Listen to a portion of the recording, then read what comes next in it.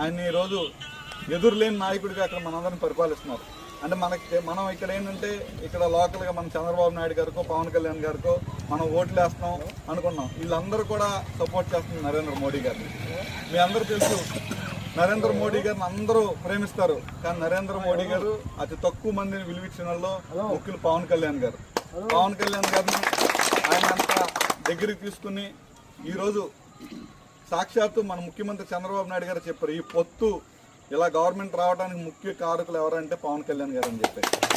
పవన్ కళ్యాణ్ గారి గురించి ఎందుకు చెప్తున్నారంటే పవన్ కళ్యాణ్ గారు మాట మాత్రమే ఆ రోజు మోడీ గారు విని పొత్తుకి తెలుగుదేశంతో పాటు పొత్తుకని చెప్పేసి పవన్ కళ్యాణ్ గారు బీజేపీకి అటు తెలుగుదేశానికి వారధిగా ఉండి ఆయన పొత్తుని ఆ రోజు కలిపి ఈరోజు ప్రభుత్వం ఏర్పడటానికి ముఖ్య కారకులైనారు మన పవన్ కళ్యాణ్ గారు.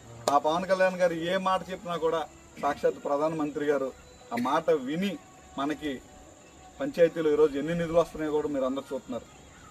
ఆంధ్రప్రదేశ్ అంటే ఏ అంటే అమరావతి, పి అంటే పోలవరం అని చెప్పేసి చంద్రబాబు నాయుడు గారు ఆ నినాదం తీసుకుని ఆంధ్రప్రదేశ్ని డెవలప్ చేయాలంటే డబ్బులు కావాలి, రోడ్లు వేయాలంటే డబ్బులు కావాలి. కానీ ఇప్పుడున్న పరిస్థితుల్లో మన రాష్ట్రంలో పూర్తి బడ్జెట్ లోటు ఉంది. ఇవన్నీ కూడా దృష్టిలో పెట్టుకుని మన కేంద్రంతో పొత్తుంటే డబల్ ఇంజిన్ సర్కారు ఉంటే కింద స్థాయిలో కూడా డెవలప్మెంట్ ఉంటుంది, ప్రతి ఒక్కరికి కూడా ఆదాయం పెరుగుద్దని చెప్పేసి